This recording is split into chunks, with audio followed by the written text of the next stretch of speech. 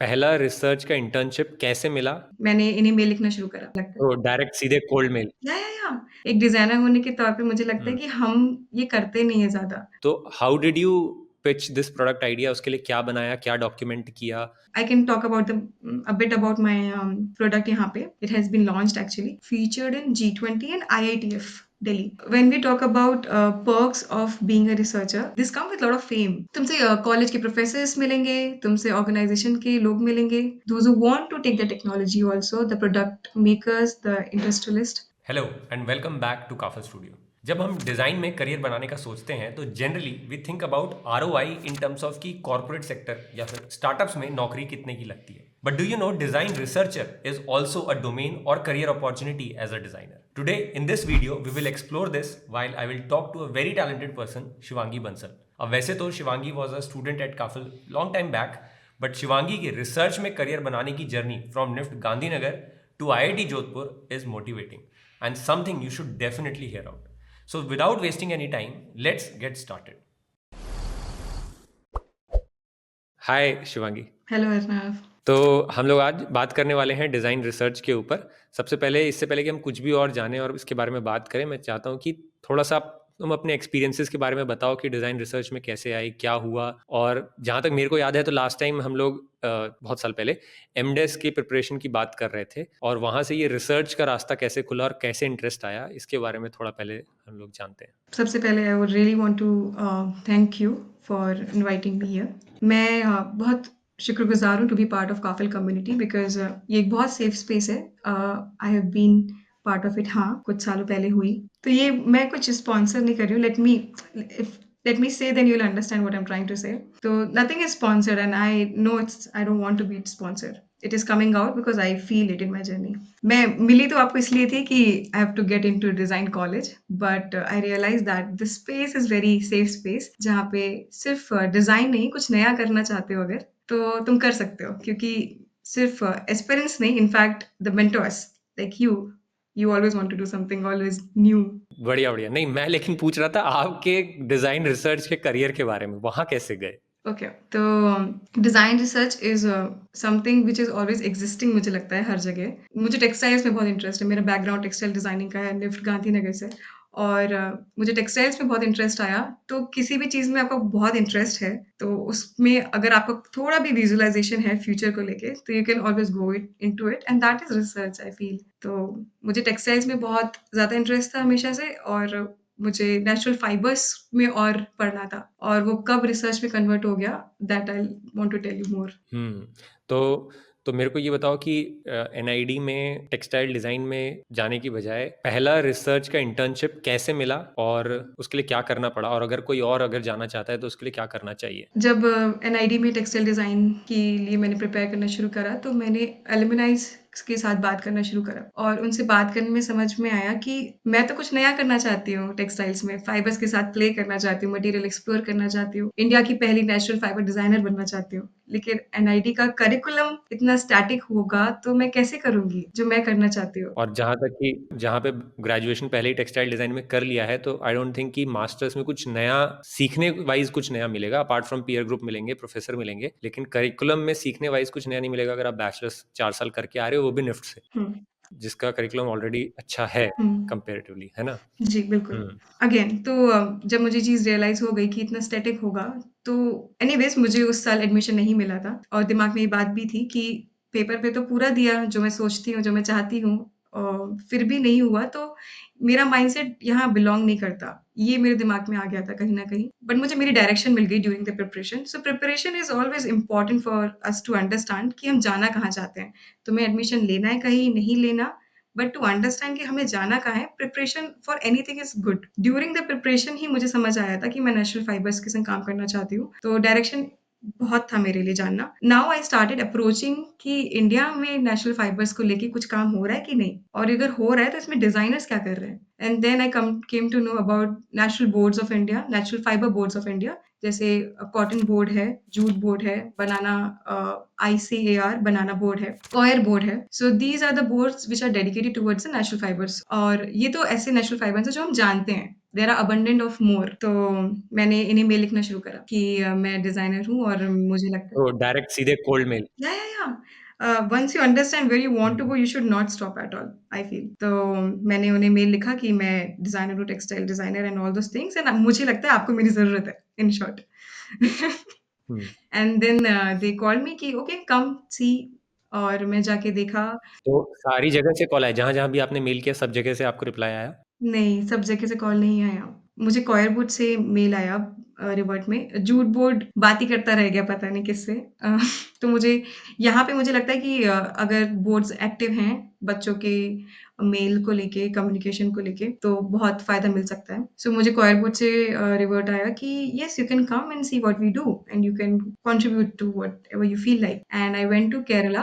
मतलब coir board open थे, मतलब तो कॉयर बोर्ड आप कहना चाह रहे हो ओपन थे इन टर्म्स ऑफ कि अगर किसी ने मेल किया है so you come and see what we are doing and then you decide. मतलब ये तो बहुत बड़ी चीज़ है ना कि मतलब बोल रहे हैं कि आ जाओ, मतलब वो चाहते हैं कि लोग आए जुड़े। हुँ, मुझे लगता है कि बड़ी चीज़ यहाँ ये है कि बच्चे अप्रोच कर रहे हैं ऐसे गवर्नमेंट बोर्ड्स को। एक डिज़ाइनर होने के तौर पे मुझे लगता है हम्म। कि हम ये करते नहीं हैं ज़्यादा।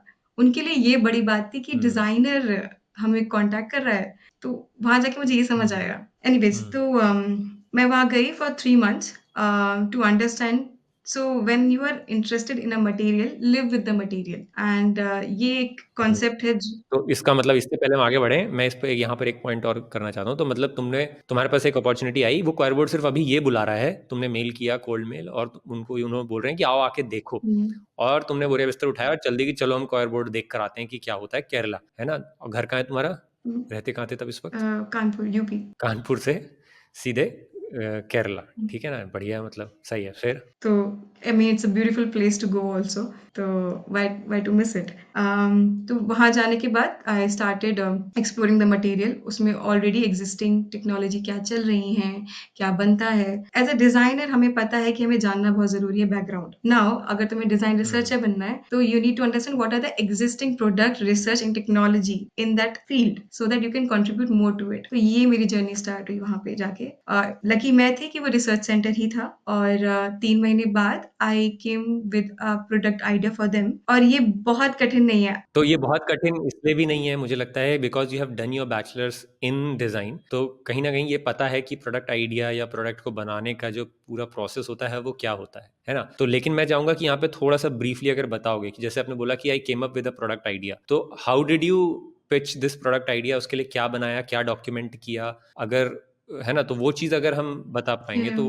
हम्म। I can throw a bit light on this, I feel. मैं इसलिए पूछ रहा हूँ ये क्योंकि बहुत सारे लोग ऐसे हैं जो टेक्सटाइल में आना चाहते हैं, रिसर्च करना चाहते हैं, but they are not from the background, textile background, they are either from engineering और maybe some other background, वो भी करना चाहते हैं ये चीज़, और टेक्सटाइल ही नहीं और भी अलग। सो या गो अहेड। आई मीन मैंने आई थिंक पहले ही बोला कि यहाँ टेक्सटाइल्स की बात नहीं है, मैं मटेरियल्स की बात कर रही हूँ। तो when you are interested in a material, it was a coir. Coir is a fibre, natural fibre, जिसके बारे में हमें कुछ भी नहीं पढ़ाया था टेक्सटाइल डिजाइन में। मुझे फाइबर हम्म। हैंडलिंग आती है, बट कॉयर को लेके तो कुछ भी नहीं पता था। बस मुझे ये पता था कि मैं फाइबर्स के संग कुछ करना चाहती हूँ। If anybody from any hmm. Background want to explore any material, they can go forward with it, understand the nature of the material, technology समझो, एग्जिस्टिंग प्रोडक्ट समझो, मार्केट समझो, तुम कर सकते हो कुछ भी। तुम्हें जब गैप दिखने शुरू हो जाएंगे, तो designers are all about gaps, right?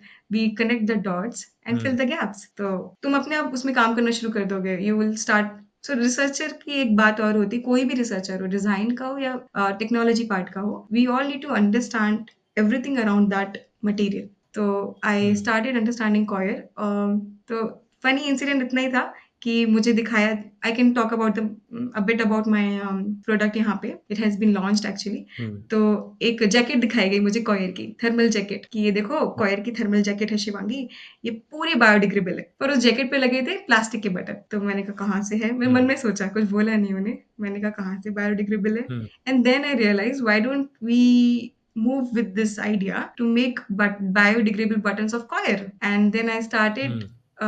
thinking about it and realized कि वहीं पे मैंने because coir is a waste, we understand it's a waste to wealth। हम्म। तो ये एग्रीकल्चर वेस्ट है जिसका पूरा बोर्ड बन गया। How amazing is that. Anyways, तो हम्म। वो बटन्स के बारे में जब मैंने सोचना शुरू किया, पढ़ना शुरू करा, तो पता चला कि फास्ट फैशन में हम कपड़ा जो 3 साल चलेगा वो यूज कर रहे हैं, और बटन जो प्लास्टिक के जिसकी लाइफ बहुत ज्यादा है वो यूज कर रहे हैं। तो मटेरियल हम्म। लाइफ कितनी इम्बैलेंस है ये। And that's how hmm. my idea grew, and I made those buttons which got featured in G20 and IITF. Delhi. So small, very okay, small very idea, good. and yeah, that's it.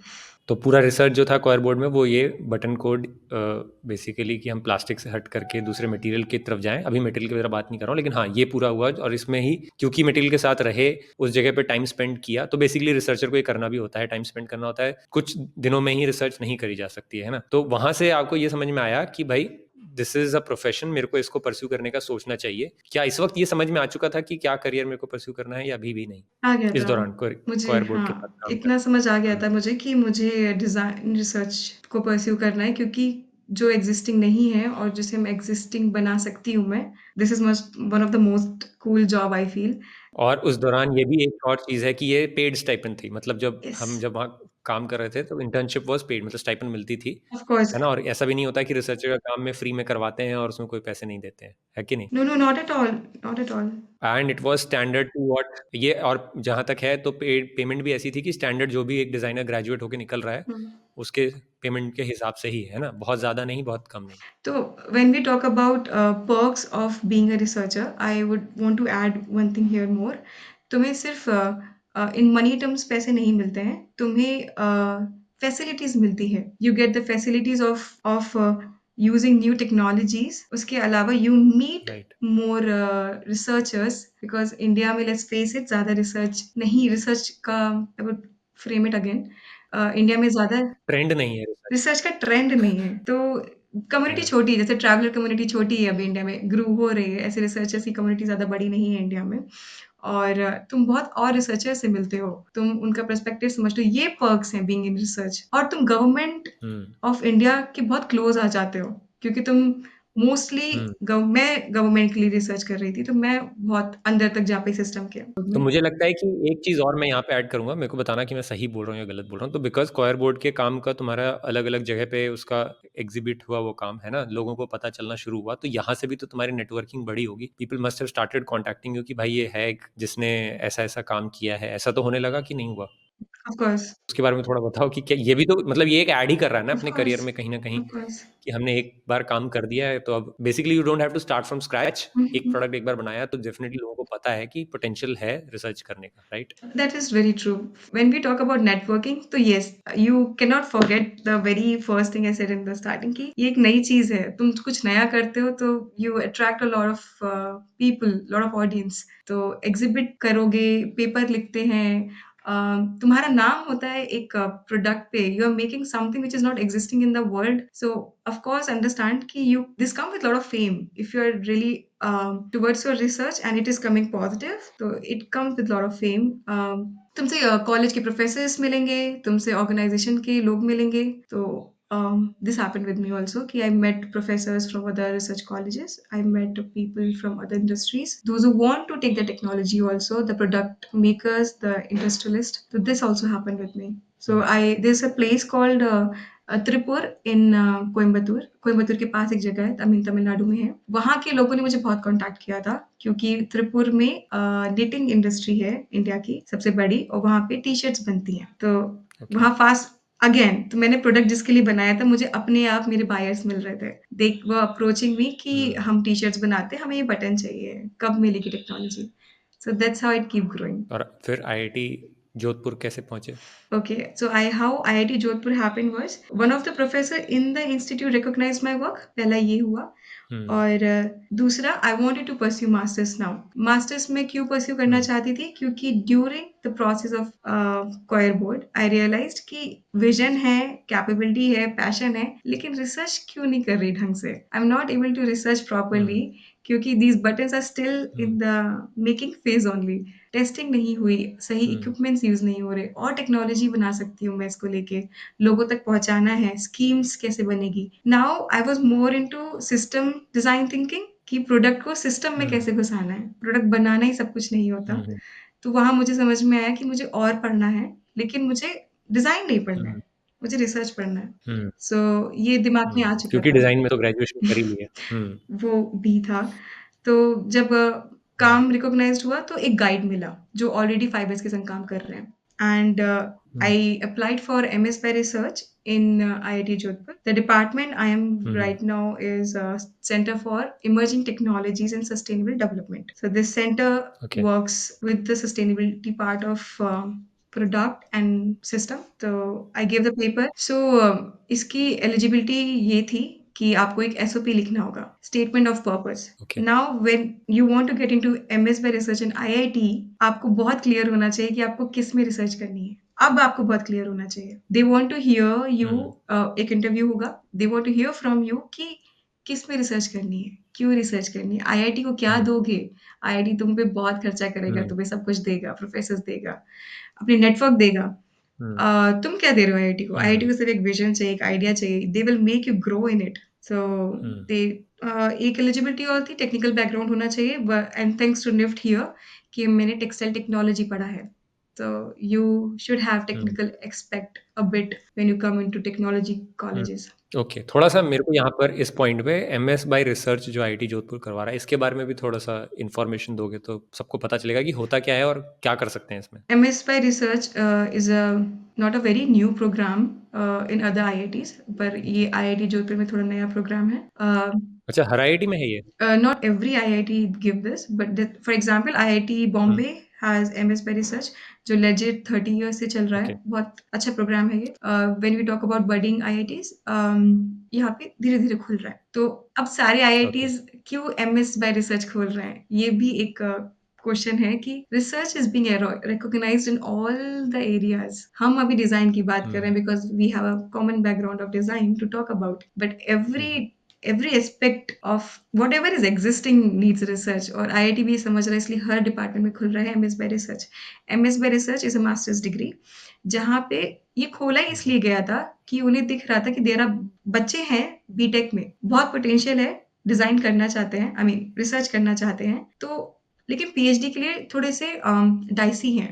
Masters करो, फिर देखो masters की degree भी मिलेगी, research करने को भी मिलेगा, और MS बाय रिसर्च में अगर आप कुछ अच्छा बना लेते हैं तो आप इसको पीएचडी में भी कन्वर्ट कर सकते हैं। तो it's a very flexible degree. मेरे सब्जेक्ट्स भी यहाँ पे अर्नव आर नॉट कंस्ट्रेंट। तो आई टोल्ड यू कि मुझे एनआईडी में कंस्ट्रेंट पढ़ाई नहीं करनी थी, और उसका जस्ट अपोजिट है MS bye research.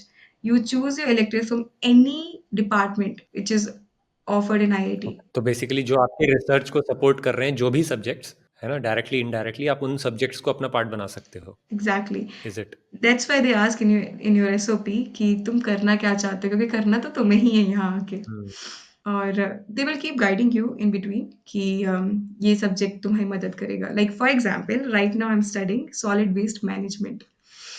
Now first thing कि मैं टेक्सटाइल डिजाइन से हूँ, आई मीन टेक्सटाइल बैकग्राउंड है मेरा, तो टेक्सटाइल इंडिया का one of the leading industry है वेस्ट प्रोड्यूस करने के लिए। Now this is for all the designers here, textile designers specially, कि हम क्या बना रहे हैं वो कहाँ जाएगा, ये हमारी रिस्पॉन्सिबिलिटी डिजाइन करना। And to that this subject is amazing. And if you remember कि कॉयर एक वेस्ट था जिससे मैंने प्रोडक्ट बनाया था। To get into the system I need to understand the system. Very good.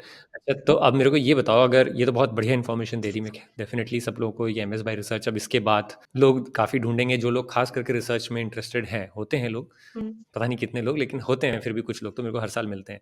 So I just wanted to ask you one thing कि अगर कोई मास्टर्स वाला बंदा है और नॉन डिज़ाइन बैकग्राउंड से आता है let's say, and want to get into research, so what should be his और हर फर्स्ट स्टेप, और वो कहाँ से शुरू करे और कैसे कांटेक्ट करे, या फिर क्या करना चाहिए? कोल्ड ईमेलिंग जैसे आपने किया, will cold emailing work in this case?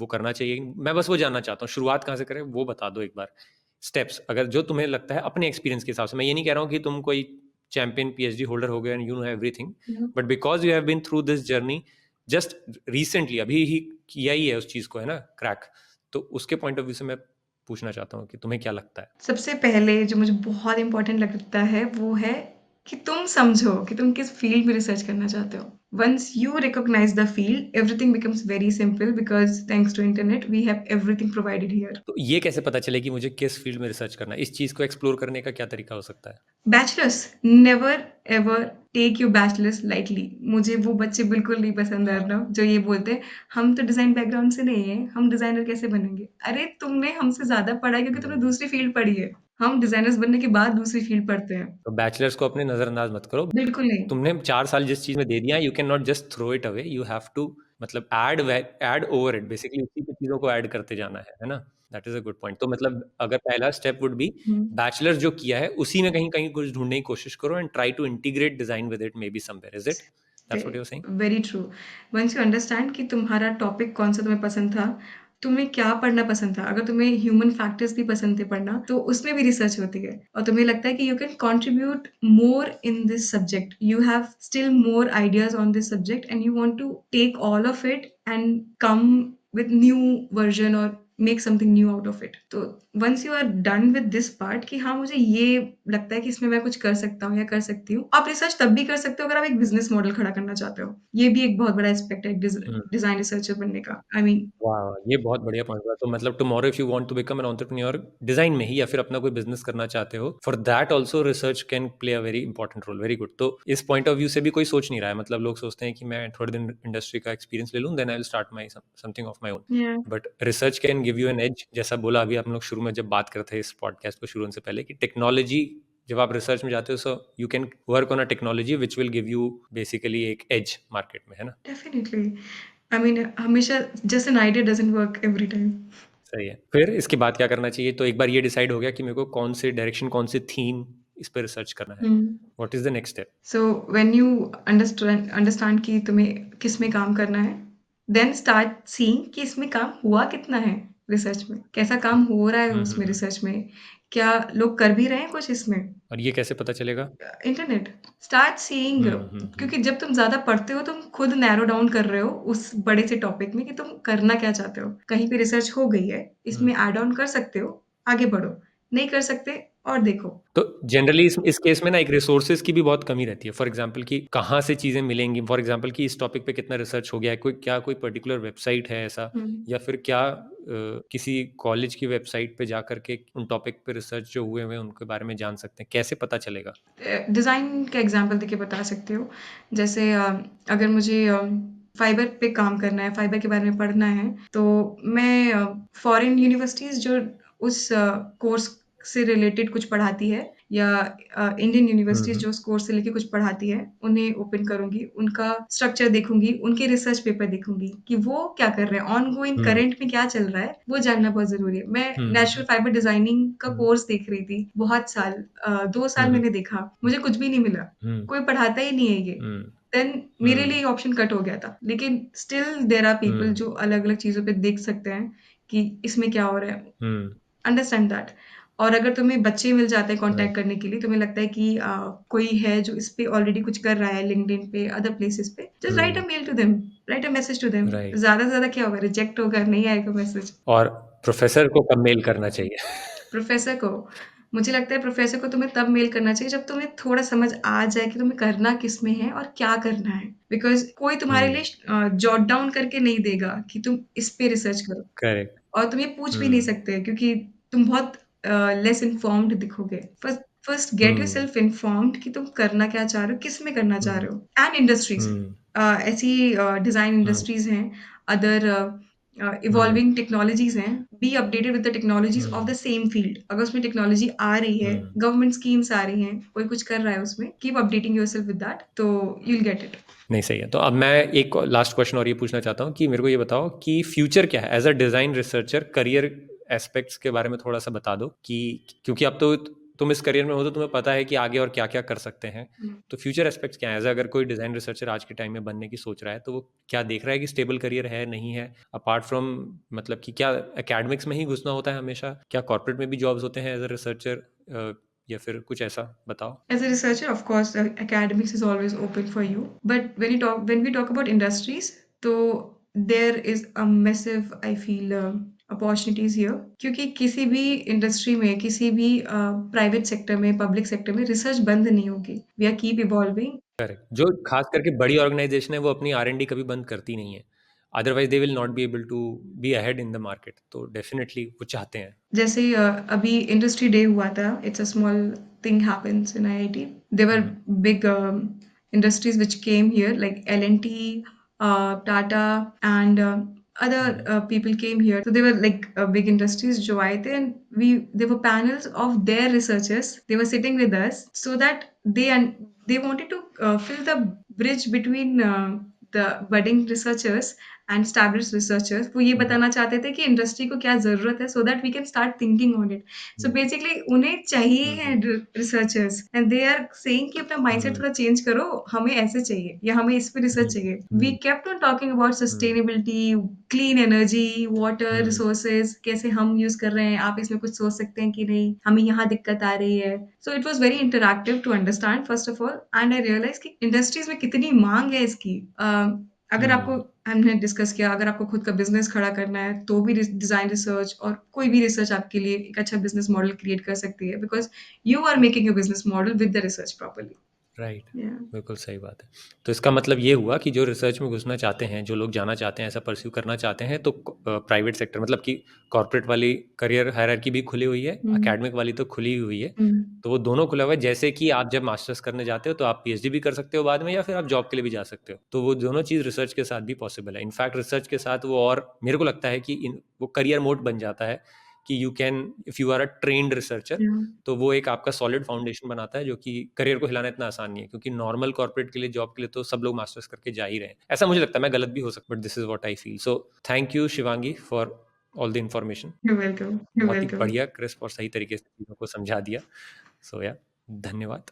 Thank you so much for having me.